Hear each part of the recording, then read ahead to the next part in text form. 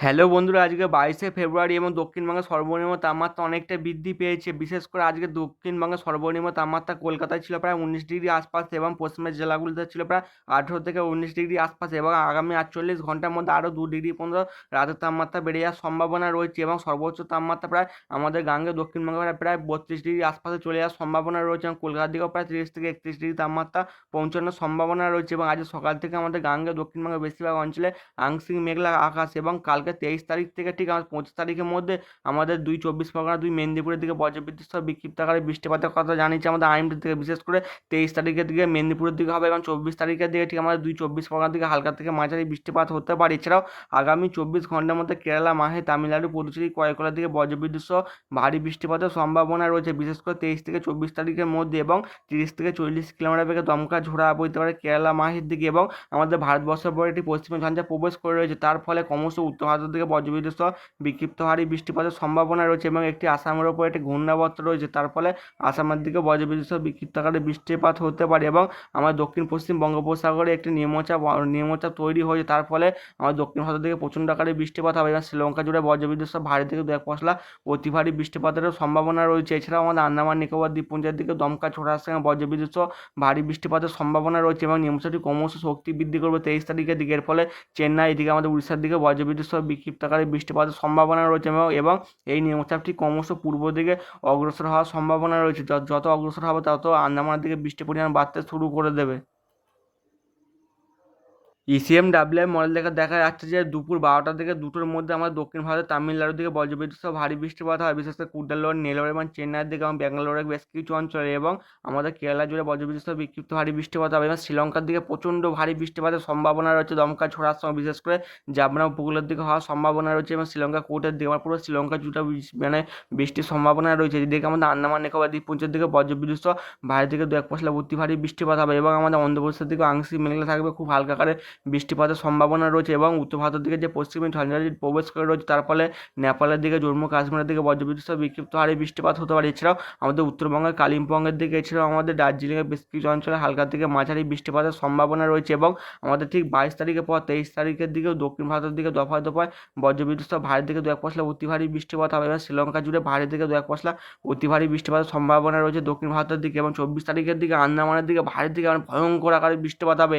এদিকে মায়ানমারের দিকে প্রচণ্ড আকারে বৃষ্টিপাত হবে। নিম্নচাপটি ক্রমশ পূর্ব দিকে সরার ফলে মায়ানমার এবং আমাদের আন্দামানের দিকে প্রচণ্ড আকারে ভারী থেকে 2-1 পশলা অতি ভারী বৃষ্টিপাত হবে এবং বেশ কিছু অঞ্চলে জলমগ্ন হওয়ার সম্ভাবনা রয়েছে এবং দমকা ঝোড়া হতে পারে 50 থেকে 60 কিলোমিটার গতিতে যাবে এবং 26 তারিখের দিকেও আমাদের আন্দামান জুড়ে বজ্রবিদ্যুৎ সহ ভারী থেকে 2-1 পশলা অতি ভারী বৃষ্টিপাত হবে এবং 27 তারিখের দিকেও আমাদের আন্দামানের দিকে বজ্রবিদ্যুৎ সহ বিক্ষিপ্ত ভারী বৃষ্টিপাতের সম্ভাবনা রয়েছে এবং 23 তারিখের দিকে ঠিক আমাদের দক্ষিণবঙ্গের দিকেও হালকা থেকে মাঝারি বৃষ্টিপাত লক্ষ্য করা যেতে পারে। বিশেষ করে 2 মেদিনীপুরের দিকে হওয়ার সম্ভাবনা রয়েছে এবং 24 তারিখের দিকে আমাদের 2 চব্বিশ পরগনা এবং কলকাতা, হাওড়া, হুগলির দিকে এই হালকা থেকে মাঝারি বৃষ্টিপাত হতে পারে। বিশেষ করে আমাদের 2 মেদিনীপুরের দিকে, কোলাঘাট, এদিকে হুগলির দিকে বজ্রবিদ্যুৎ সহ ভারী বৃষ্টিপাত হতে পারে, মানে বিক্ষিপ্ত আকারে। বিশেষ করে মঙ্গলবার দুপুর 12টার দিকে উলুবেড়িয়া, কলকাতা, এদিকে আমাদের রাজপুর, সোনারপুরের দিকে, এইদিকে আমাদের হুগলির আশপাশে হওয়ার সম্ভাবনা রয়েছে, হাবড়ার দিকে হওয়া হতে পারে। এছাড়াও 25 তারিখের দিকেও আমাদের গাঙ্গেয় দক্ষিণবঙ্গে হালকা থেকে মাঝারি বজ্রবিদ্যুৎ সহ বিক্ষিপ্ত ভারী বৃষ্টিপাত হয়। বিশেষ করে 25 তারিখ সকাল 10টার দিকে আমরা সুন্দরবন লাগোয়া অঞ্চলগুলো, বিশেষ করে গোসাবার দিকে হতে পারে।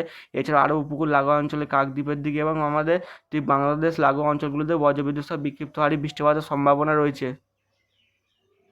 এবং আজকে দুপুরবেলার দিকে আমাদের দক্ষিণবঙ্গের সর্বোচ্চ তাপমাত্রা উঠতে পারে কলকাতার দিকে প্রায় 33 ডিগ্রি আশপাশে, পশ্চিমের জেলাগুলিতে থাকতে পারে 32 থেকে 33 ডিগ্রি, বিশেষ করে পুরুলিয়ার দিকে 31, বাঁকুড়ার দিকে 32, বর্ধমানের দিকে 31, চন্দ্রকোনার দিকে 31 থেকে 32, খড়গপুরের দিকে প্রায় 34 ডিগ্রি আশপাশে, বাংলাদেশের দিকে থাকতে পারে, বাংলাদেশের ঢাকার দিকে 32 ডিগ্রি, ফিরোজপুরের দিকে 31 ডিগ্রি এবং চিটাগংয়ের দিকে 31, সিলেটের দিকে 29 এবং রংপুরের দিকে 28 এবং রাজশাহীর দিকে 30 ডিগ্রি সর্বোচ্চ তাপমাত্রা আজ দুপুরবেলা থাকতে পারে। এবং আজ দুপুরবেলার দিকে আমাদের উড়িষ্যার মানে ভুবনেশ্বরের দিকে 34 ডিগ্রি তাপমাত্রা উঠতে পারে, ভদ্রকের দিকে উঠতে পারে 33 ডিগ্রি আশপাশে এবং আরও উপকূল লাগোয়া অঞ্চলগুলি কেন্দ্রপাড়ার দিকে থাকতে পারে 32 থেকে 33 ডিগ্রি আশপাশে। এবং আজকে উত্তরবঙ্গের দিকে সর্বোচ্চ তাপমাত্রা উঠতে পারে ঠিক দুপুর 2টোর দিকে উঠবে ঠিক আমাদের মানে শিলিগুড়ির দিকে 28 ডিগ্রি আশপাশে, দার্জিলিংয়ের দিকে 19 ডিগ্রি, ধূপগুড়ির দিকে 28 এবং জলপাইগুড়ির দিকে প্রায় আমাদের 29 থেকে 30 ডিগ্রি তাপমাত্রা থাকতে পারে। এবং উত্তর দিনাজপুরের ঠিক কিষানগঞ্জের দিকে 29 ডিগ্রি, রায়গঞ্জের দিকে প্রায় 29 থেকে 30 ডিগ্রি তাপমাত্রা থাকতে পারে। এবং আমাদের মালদার দিকেও আজকে সর্বোচ্চ তাপমাত্রা থাকতে পারে প্রায় 30 ডিগ্রি আশপাশে। এবং সোমবার ভোরবেলা দিকে থেকে ভোর 4টা থেকে 5টার মধ্যে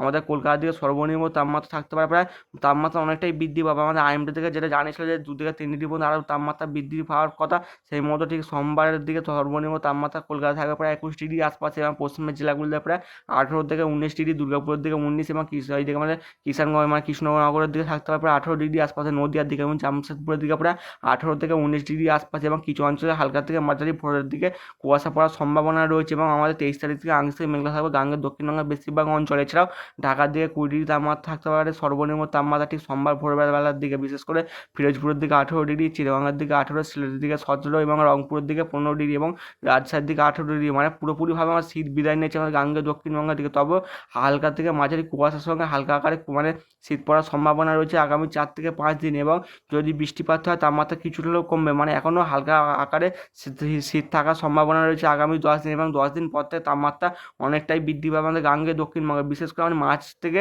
আমাদের গাঙ্গেয় দক্ষিণবঙ্গের তাপমাত্রা অনেকটাই বৃদ্ধি হয়। বিশেষ করে মঙ্গলবার ভোরবেলার দিকে আমাদের কলকাতার আশপাশে তাপমাত্রা থাকতে পারে সর্বনিম্ন তাপমাত্রা প্রায় 22 ডিগ্রির ঘরে।